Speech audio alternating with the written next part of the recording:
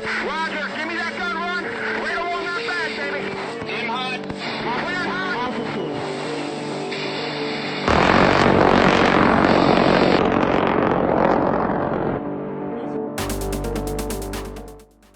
Ladies, gents, how's it going? Random Gary here. I am a British Gallantry recipient. I received the conspicuous Gallantry Cross for my actions in Afghanistan back in 2010. And ever since, I think it was summer last year, I've been reacting to military gallantry and military action videos. Today, I'm revisiting Roy Benavidez back by massive viewer demand. Everybody has been asking for me to check out this video. I put up a post the other day. This is the video that got the most thumbs up, so very important to interact on the channel and get your voice heard. So I'm going to be sitting through this here. Oh, by the way, big channel news, they're opening hairdressers in the UK again, so it's fantastic. I've got my haircut booked in.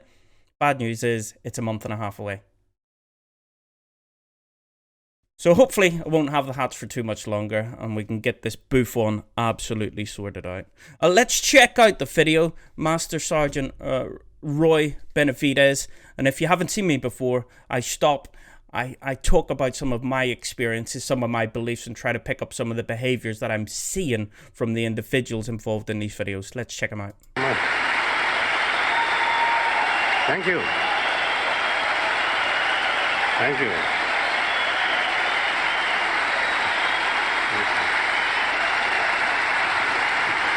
Thank you very much.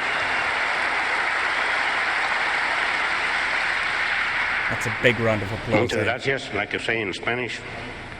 In German, Dankeschön. In Japanese, arigato ne. And in French, merci beaucoup. Thank you very much.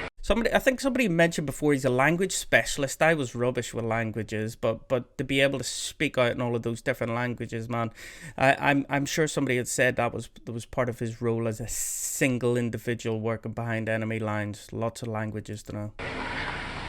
I don't speak those languages fluently, but I'll never get lost in those countries if I ever go there.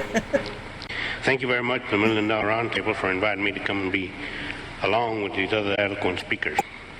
I come from a little town named Cuero, Texas. I was born there, the turkey capital of the world. After the death of my mother and father, at an early age, my brother and I were adopted by an aunt and uncle. We moved to El Campo, Texas, a town southwest of Houston, about an hour and a half. I was raised there. I went to school there. I worked at odd jobs there, shined shoes, sold papers, paid cotton. And like a fool, I dropped out of school and I ran away from home. I'm not proud of that. I needed to learn a skill. I needed an education.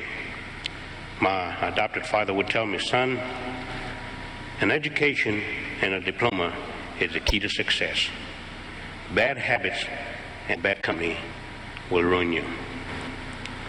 Well, I was too old to go back to school. I didn't want to return back, so I joined the Texas National Guard. And I liked what I saw in men in uniform. And I qualified to join the regular Army. I needed that education and learn the skill. So I was accepted into the regular Army. Then I heard about airborne. I heard about that extra pay that you get for jumping out of airplanes. So it's the same in the British military as well. There's an absolute distinct kind of people who approach these kind of things. Some people are just after the money. Other people are looking for that camaraderie. And then you've got those individuals who want to be part of the elite as they see it, as they deem it. And whilst he's saying about the money, all of his actions, I don't think he was financially driven. I think there's a lot more to it. I think he's showing a little bit of humour here. I think he's just drawing the crowd in and engaging them nice and early. I qualified to go to jump school at Fort Benning, Georgia, but the darn recruiters never told me what the training was like. For every mistake that you make, you do push-ups. And I can honestly tell you, ladies and gentlemen, I'm one of the guys that helped put Georgia into South Carolina doing push-ups. Well, I finished my training. I got assigned to a well-known unit at Fort Bragg, North Carolina, the 82nd Airborne Division. I like the 82nd. Even we Brits know about the 82nd. Airborne all the way. I like that. And so after a while there, I heard about the Special Forces. You know us as the Green Berets. And they were coming up. So I qualified to join the Special Forces. Of course, I'm a linguist. We in the Special Forces are trained to operate deep behind enemy lines with little or no support at all. We are trained in 5 specialties. I'm trained in 3. Operation Intelligence, where I learn oceanography, meteorology, photography. I'm an interrogator and I'm a linguist. As somebody who left school with no qualifications, somebody who bummed out of school. And I think this here kind of exemplifies a lot of the individuals that you get within the military. A lot of them you could class as not being educated, but these are smart people. And all you have to do is create the right environment around them for them to thrive and for them to excel. If that environment is not around them, they will not excel. You need to create that right place for them to absolutely be in the right mindset and in a place where they want to learn, and they'll figure it out. Train in light and heavy weapons and cross-trained as a medic. I've been all over the world, the Far East, Europe, South and Central America, and 2 tours in Vietnam. I was assigned to Berlin, Germany, and I was declared one time that I was the only Hispanic American that could speak German with a southern accent. Feeling down. Cool fact here. I was born in Germany. My father was serving out in West Germany before the wall fell, and I spent my very, very early years out in Germany. Don't speak the language. I've been out to visit where I was born and everything like that. My brother also served out there, but I'm a right kind of mixture. Mother from just outside Belfast, father from southern England, born in Germany, all over the place, mate. Danke schön. So I came back and retrained at Fort Bragg, and Vietnam was brewing up. In 1965, I was sent to Vietnam as an advisor to a Vietnamese infantry unit. After a short period of time there, I stepped on a mine. I woke up in the Philippine Islands in Clark Air Force Base. I was paralyzed from the waist down. I was declared never to walk again. I was transferred to Fort Sam Houston, Texas, Beach Pavilion. The doctors were initiating my medical discharge papers. But at night, I would slip out of bed and crawl to a wall, using my elbows and my chin. My back would just be killing me. I'd be crying. But I'd get to the wall, and I'd set myself against the wall, and I'd back myself up against the wall, and I'd stand there like Elijah the Indian. I'd stand there and move my toes, right and left, right. Every single chance I got. I wanted to walk. I wanted to go back to Vietnam because of what the news media was saying about us. Our president was not needed there. They burned the flag, what. And I saw a lot of other patients coming back, limbs missing. This is a big part of what makes fantastic soldiers. It's that loyalty, and irrespective of the conditions and the environment you find yourself in, you want to be there for those fighting alongside you.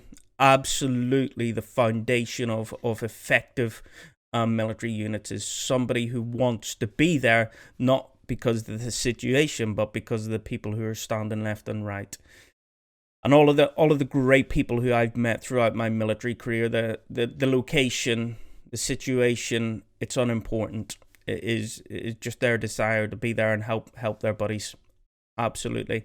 And I think it's also phenomenal. It's worth saying that we often hear about people getting injured, getting told that they're not going to walk again, and they manage to walk again.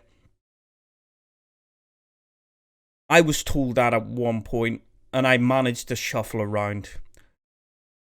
But walking again, me being able to say that I was able to walk again versus being able to operate again, being able to operate in small individual teams as a special forces operator, That is a world of difference. That is unbelievable. I know how tough it was to get shuffling around and to moving a little bit. In fact, I'll drop in a video of what I classify as walking now.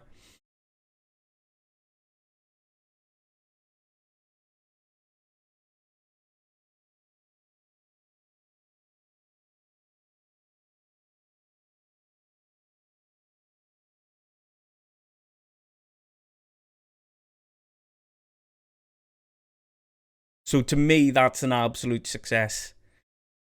To listen to Roy and understand that he is going to make himself fit to the point where he's going to be out operating. It's just incredible. And the fact he'd done it by himself, I had probably 100 different individuals who had put hands on me and it enabled me to get to the point where I got to. And this is a real success. This is massive. This is huge. For Roy to do it by himself on his chin and on his elbows at night. Yeah, there's a level of determination and motivation there that is just not human. It really is not human. Unreal. Humbling. I wanted to go back. I was determined. Because I remember when I was taught in jump school, our old master sergeant would tell me, Benavidez, quitters never win and winners never quit. What are you? I said, I'm a winner. And I remember in my special forces,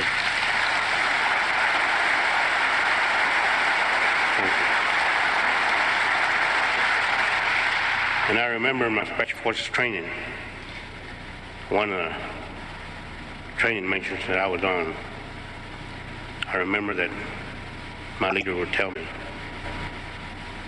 faith, determination, and a positive attitude. A positive attitude will carry you further than ability.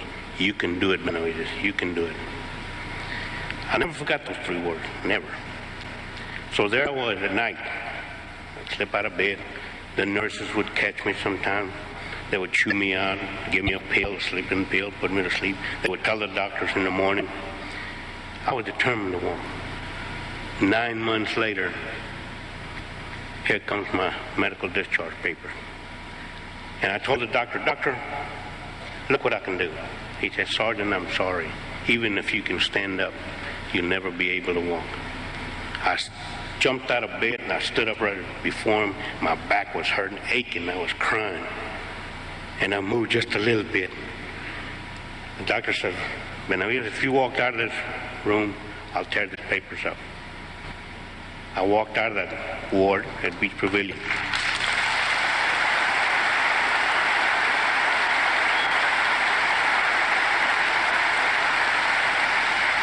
I walked out with a limp.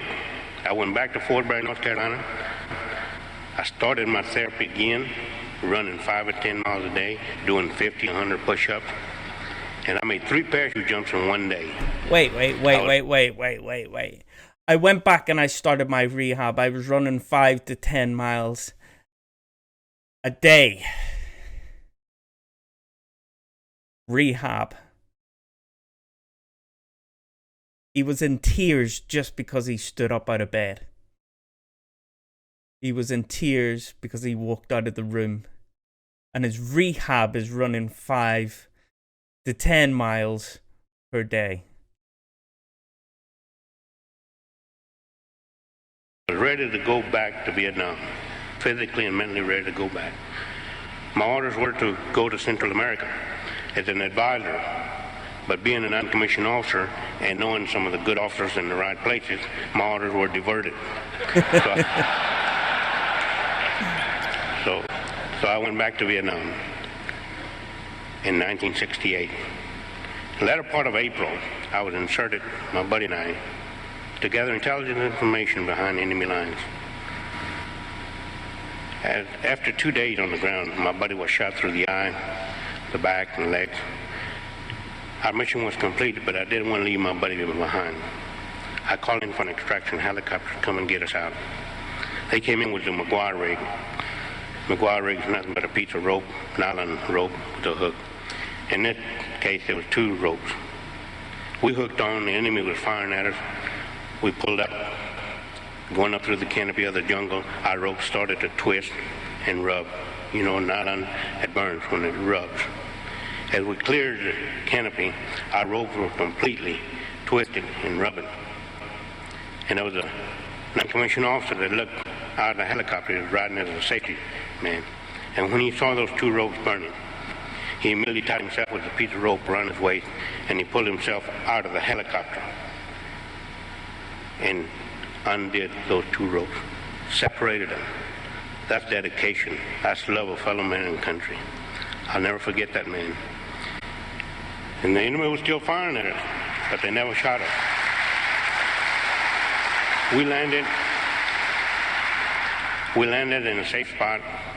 My buddy was taken to the hospital shortly thereafter he expired. I was in another staging area waiting for our next assignment. Heartbreaking use of language from somebody who we know cares about his people immensely, somebody who's hugely compassionate, tons of empathy. My buddy expired. To me, that's a wall he's putting up so he can maintain talking, and not get emotional. It's yeah, it does. It breaks your heart a little bit because you know how much he cares and what he thinks, and to use what I would describe as kind of neutral language as expired. He's protecting himself. My heart's breaking for him. When I heard on the radio something like a popcorn machine, then I heard a voice, "Get us out of here, get us out of here, come in and get us out quick, ASAP." I asked the radio operator, "Who are those?" He said, "I don't know. They haven't gave us any call sign." And I saw some helicopter pilots run to the flight line, scrambling. I ran right behind them. We saw a helicopter coming in, land, and had a door gunner slumped over his weapon. When the helicopter landed, I unstrapped the door gunner, Michael Craig, 19 years old. We just celebrated his 19th birthday in March. I cradled him in my arms, and his last words were, "My God, my mother and father." I asked the pilot, "Who are the people on the ground?" He said, "Hey," he said, "it's that black NCO, that non-commissioned officer saved your life the other day, remember?" I said, "Leroy Wright." Leroy always got picked for top secret assignments, him and Musso and O'Connor. So it was an instant reaction. I saw a bag of medical supplies, I picked it up, went over to my helicopter, got on the helicopter. We got on with the forward air controller, the guy that's in, he said, "You can't go in there, you can't go in. It's too hot." Little did I know that I was going to spend 6 hours in hell. You heard what the president read, the citation of how I earned the Medal of Honor. But he didn't tell you of what I went through when I engaged in the hand-to-hand combat. I was hitting them out with the butt of the weapon. My jaws were locked. After my last return back to the helicopter, when I was boarded on, I was holding my intestines in my hand. This is one of the most significant, I'm not going to say favorite quotes, but significant quotes to me is Churchill's quote about how medals don't always shine and glisten, they cast shadows. And this is very much what I'm hearing here. You can get caught up in the moment, and it's nobody's to blame. We create a ceremony, we create an event around the awarding of these kind of medals, these awards. And whilst there is a citation, the citation is it's almost there not to offend. If there's too much detail in it, it would seem almost wrong to award somebody with a medal. And it's a really fine balance that they have to strike, because it's about recognizing actions.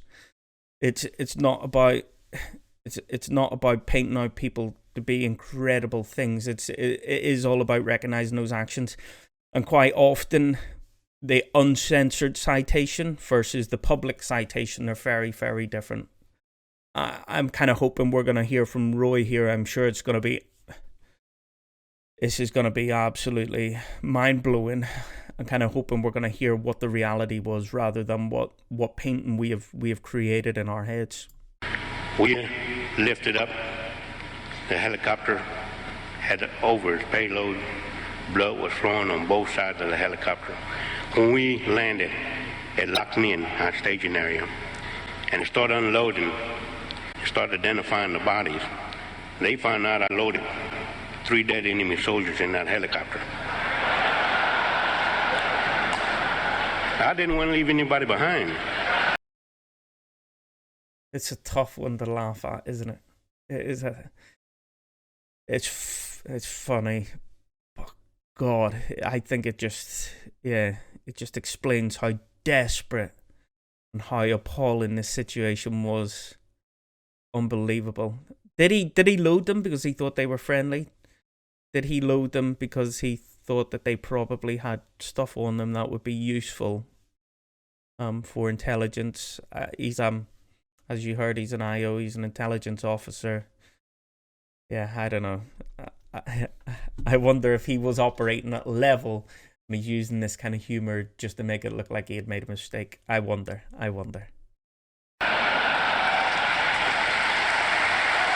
Do you laugh?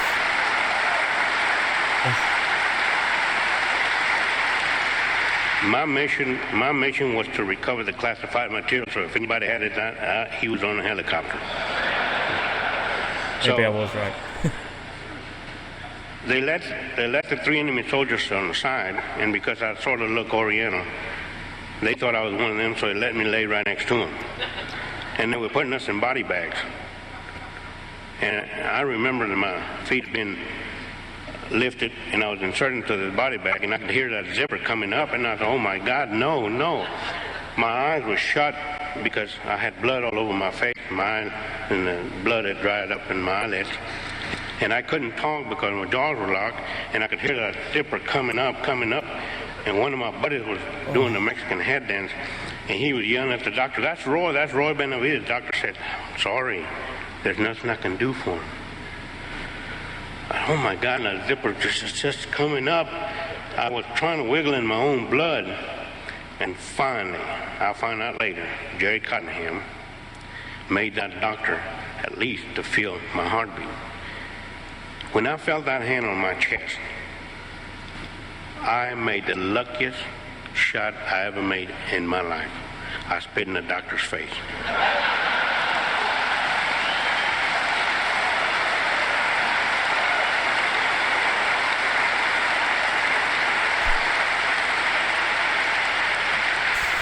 So the doctor says, I think he'll make it. So let's not beat about the bush. Multiple gunshot wounds. Intestines are outside of his body. Massive amounts of shock. If any of you have been in shock, I've in the past I hurt myself enough. I had internal bleeding. I was in shock. I had to get a number of blood transfusions. But when I was at my kind of weakest moments where I had lost the most fluid, it was quite like Roy was describing. They're very this is my medication hit me. I can't quite think of the word, but almost like not an outer body experience, but just like you're almost locked in your body. You know, there was lots going on around you. You didn't really care about it. All of a sudden, you weren't in pain anymore. You know, it was almost like euphoria. And translucent. I think that's the word I'm looking for. Hopefully that's the right word.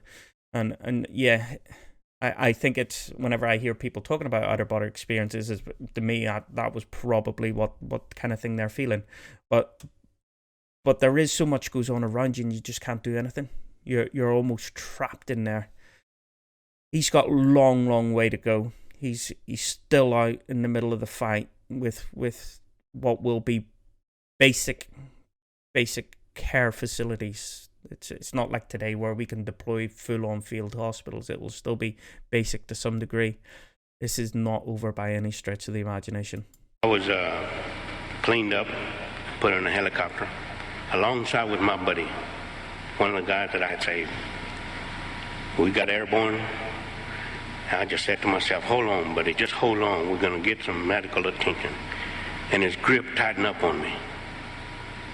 And then he let go. I said, oh, God, why do you put me through this test? Why? You helped me get these men out, save them, save this material, and now you take them away from me. Why? And I was crying, I was moving so much that the co-pilot, he happened to look back, and he thought that I was gasping for air, so he gets out of his seat, get his bayonet out, and he's going to do a track on me, and I'm about to kick him out of the helicopter. That's just too much for one day.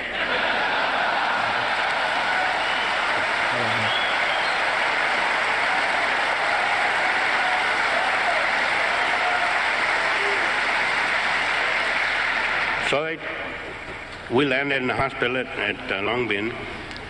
I was wheeled to the operating room, and as I was being lifted to my operating table, I saw this nurse on her hands and knees crying, yelling, asking God, why do you do this to these men? Why? Just crying. And as I turned a little bit to my left, I saw on the other operating table a man that had both legs and both arms missing. I passed out. I woke up in the ward. One of my buddies was laying next to me. We were so bandaged up, we couldn't talk. We used to wiggle our toes to make sure that we were still alive. After a short while, my buddy was transferred from there, and I thought he had died. I was transferred to Japan, Tachikawa, and the airplane that I was flying in medevac, we lost 2 men. And I remember this nurse kept yelling at me, Benavidez, you're not going to die on me. I'm going to pinch you every time you close your eyes. I'm going to pinch you, I'm going to pinch you. Boy, she kept pinching me. When I got to Tachikawa, when I got to Japan, and they wheeled me into the operating room, they disrobed me again. I remember the doctor, I heard him say, what in the world happened to you? I had blue spots, red spots all over me, and I said, that lady kept pinching me up there.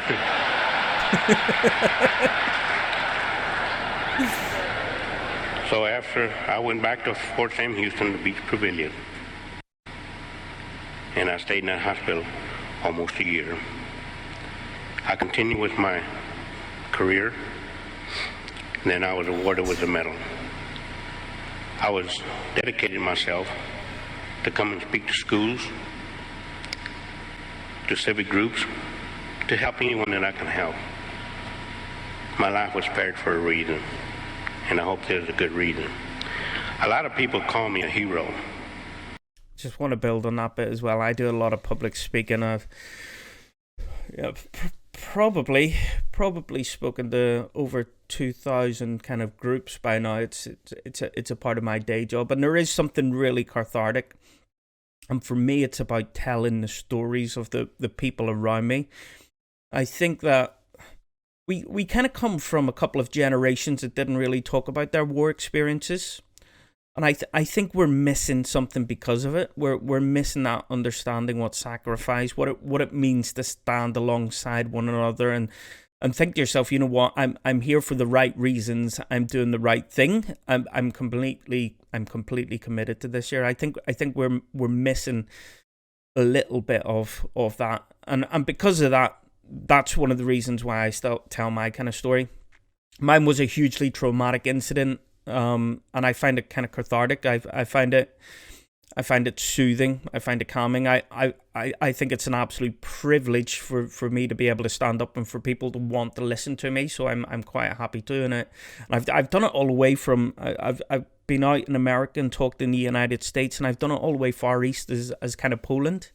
I've done it in Dublin. I've done it all over Europe, and the response, the way people kind of react to it is absolutely incredible. People want to hear about humans. They're not really bothered by the context. They're not really bothered by the military, Afghanistan, Iraq. All of that is by the by. They want to know the stories of the individuals involved, and that's why I tell it. And I think whenever we make ourselves into human, as you heard Roy at the beginning, there was quite a lot of politics. There was quite a lot of bad views on Vietnam. irrespective of all of that stuff, you just listen to Roy's story and you just think humans can be absolutely incredible people. They can be humbling, loving people, and if there was more of them in the world would be a better place. I appreciate the title, but the real heroes are the ones that gave their life for this country.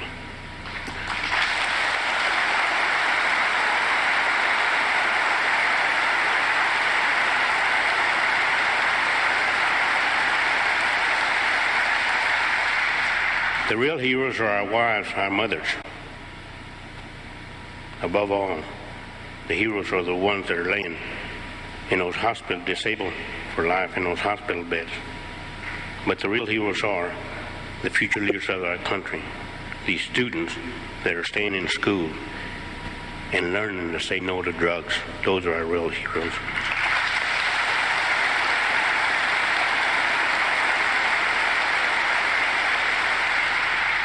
You know, there's a saying among us veterans, for those that had fought for it, life has a special flavor. The protected will never know. You have never lived till you almost died. And it is us veterans that pray for peace, most of all, especially the wounded, because we have to suffer the wounds of war. I'm asked hundreds of times, would you do it over again? In my 25 years in the military, I feel like I've been overpaid for the service to my country. There'll never be enough paper to print the money, nor enough gold in Fort Knox for me to have to keep from doing what I did. I want to hear that again. For the service to my country. I'm asked hundreds of times, would you do it over again? In my 25 years in the military, I feel like I've been overpaid for the service to my country. There'll never be enough paper. I've never heard that before, but it is resonating with me incredibly. I was overpaid for my service. I absolutely agree. I absolutely agree. And this is weird because so many people say that the armed forces are underpaid. But it's why you're there. You're there for service. You're there because you think it's the right thing, or you're there for money. If you're there for money, then absolutely you could have the opinion that you were underpaid. If you're there because you want to do the right thing, you're overpaid, aren't you? Incredible. What a fantastic man. To print the money, nor enough gold in Fort Knox for me to have to keep from doing what I did. I'm proud to be an American, and even prouder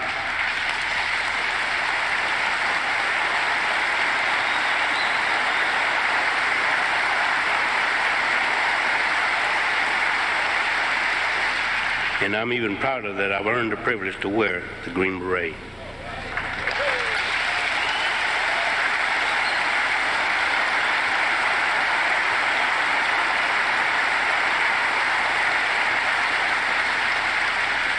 I live by the motto of duty, honor, country. Ladies and gentlemen, thank you very much. Thank you. God bless you, and God bless America.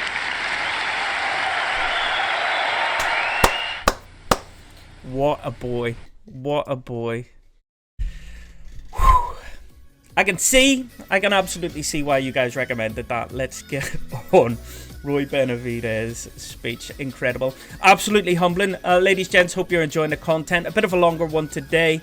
The big bits that really resonated for me with Roy was that piece in and around the injury, just that mindset to be able to get yourself up, to drive it yourself, and to get yourself into the position where they're about to hand you the discharge papers and you get up and walk out of the room like an absolute badass, leaving those papers behind. What a guy. I'm blown away. Still got some more collaboration stuff coming up. Still got some more videos coming out with other YouTubers. The response has been fantastic. Thank you. Ladies, gents, I'll see you again very soon. I think I'm going to go off and have a beer. It's still early, but after listening to that, I think I need one. I'll catch you very soon. Goodbye.